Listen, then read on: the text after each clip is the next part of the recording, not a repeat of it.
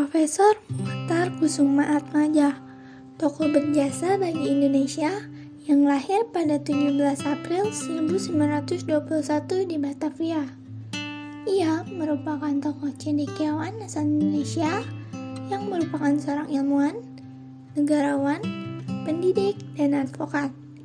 Ia juga merupakan Menteri Kehakiman pada tahun 1973 hingga tahun 1978 dan Menteri Luar Negeri dari tahun 1978 sampai 1988. Ia dikenal sebagai diplomat ulung dalam dunia internasional. Sebagai orang yang merupakan lulusan Fakultas Hukum, ia sangat meminati dan menggeluti betul hukum laut dan hukum internasional. Ia merupakan sosok yang melahirkan pemikiran baru mengenai konsep batas teritorial. Beliau menggagas prinsip tanah air, yaitu prinsip yang menyatakan bahwa kedaulatan darat dan laut adalah satu kesatuan, yang dituangkan pada Deklarasi Juanda pada tahun 1957. Segala perairan di sekitar, di antara, dan yang menghubungkan pulau-pulau atau bagian pulau-pulau yang termasuk daratan negara Republik Indonesia dengan tidak memandang luas atau lebarnya adalah bagian-bagian yang wajar daripada wilayah daratan negara Republik Indonesia, dan dengan demikian merupakan bagian daripada perairan nasional yang berada di bawah kedaulatan mutlak daripada negara Republik Indonesia. Lalu lintas yang damai perairan pedalaman ini bagi kapal-kapal asing dijamin sama dan sekedar tidak bertentangan dengan atau mengganggu kedaulatan dan keselamatan negara Indonesia. Tentu saja ada pertentangan yang lahir akibat dari pemikirannya.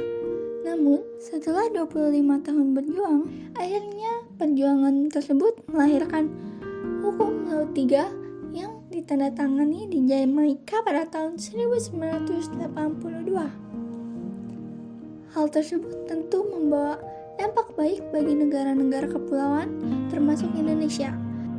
Sebelum adanya Deklarasi Juanda, wilayah perairan terluar tiap pulau Indonesia hanya 3 mil, atau perairan yang terletak di antara pulau dianggap sebagai laut internasional. Hal tersebut diakibatkan Indonesia masih menggunakan ordonansi Belanda yang dibuat pada tahun 1932, di mana ordonansi tersebut masih digunakan hingga tahun 1950-an. Namun, berkat pemikiran Profesor Muhtar Kusumaatmadja, wilayah Indonesia menjadi bertambah 2,5 kali lipat lebih besar, yang asalnya seluas 2.027.087 km persegi menjadi 5.193.250 km persegi, di mana ia menggunakan metode point to point sehingga seluruh kepulauan Indonesia diikat oleh sabuk straight baseline. Hal tersebut menghasilkan wilayah perairan dan daratan atau pulau merupakan satu kesatuan yang disebut sebagai Kepulauan Indonesia yang mencakup darat dan lautnya.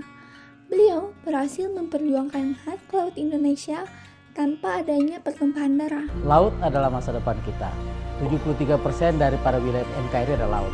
Beliau itu seorang leader, seorang pemimpin, seorang yang kerja keras, tekun, dan juga visioner, ya, melihat ke depan selalu. Negara kepulauan dalam konsep hukum laut internasional adalah negara yang disatukan oleh laut secara de jure, tetapi secara de facto kita dianggap bersatu apabila di antara pulau-pulau kita itu dihubungkan oleh kapal berbendera negara kita sendiri.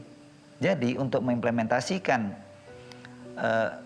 de jure-nya hukum laut bahwa kita negara kepulauan menjadi de facto, kita harus penuhi laut kita dengan kapal-kapal kita sendiri, yaitu kapal dagang dan kapal nelayan kita sendiri, kapal pemerintah kita sendiri, dan kapal perang kita sendiri.